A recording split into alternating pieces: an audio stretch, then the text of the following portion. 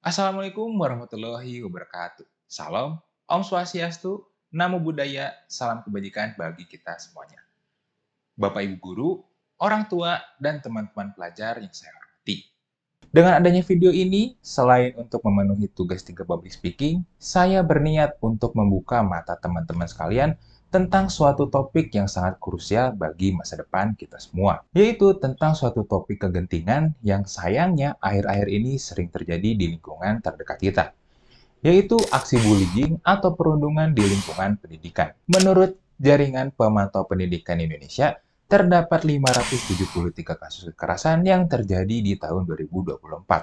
Data tersebut bukanlah hanya angka statistik biasa, melainkan itu adalah suatu tanda bahwa sekolah yang harusnya menjadi tempat yang aman, sekarang tidak lagi aman karena adanya budaya kekerasan dan perundungan yang sering terjadi. Teman-teman sekalian, bullying dapat didefinisikan sebagai suatu tindakan agresif yang dilakukan secara disengaja dan berulang-ulang dengan tujuan untuk membuat sang korban tidak berdaya. Jenis dari aksi bullying atau perundungan itu sendiri terdapat 3 macam, meliputi verbal, fisik, hingga cyberbullying yang dapat terjadi di dunia maya. Dampak dari aksi bullying ini dapat membuat sang korban mengalami destruksi total dari segi psikisnya. Menurut data dari Komisi Perlindungan Anak, terdapat 46 anak yang lebih memilih untuk mengakhiri hidupnya di tahun 2024. Dan yang mirisnya, setengah dari kasus tersebut terjadi di lingkungan pendidikan. Mungkin salah satu contoh yang masih teringat di kepala kita adalah kasus yang dialami oleh almarhum Timothy Anugrah Saputra yang melakukan aksi bunuh diri di Oktober tahun 2025. Kejadian ini diduga kuat karena almarhum mengalami aksi perundungan yang dilakukan oleh kakak tingkatnya di lingkungan kampus tersebut. Kejadian ini menjadi peringatan keras untuk kita semua. Ini menunjukkan bahwa dampak bullying tidak hanya dapat menghilangkan tawa, tetapi juga dapat menghilangkan nyawa seorang manusia. Kita tidak boleh pasif.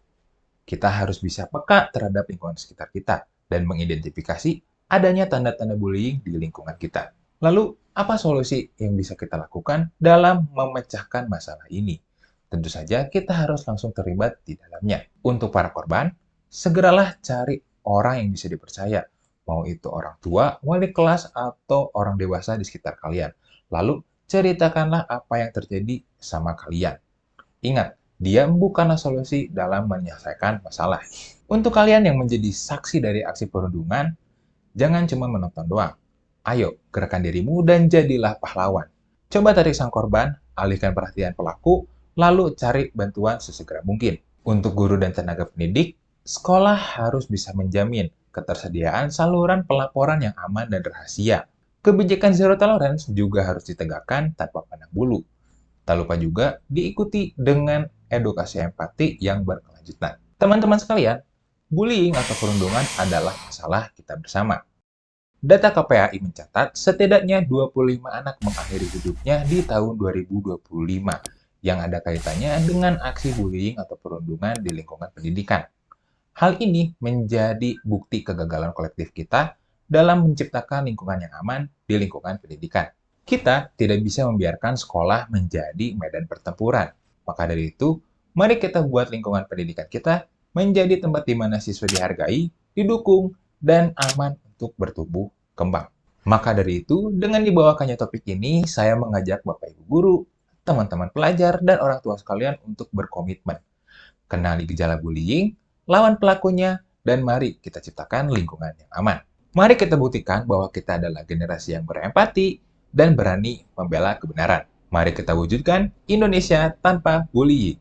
Mohon maaf apabila dalam penyampaian pidato ini terdapat tutur kata yang kurang berkenan. Sekian dari saya. Terima kasih. Wassalamualaikum warahmatullahi wabarakatuh.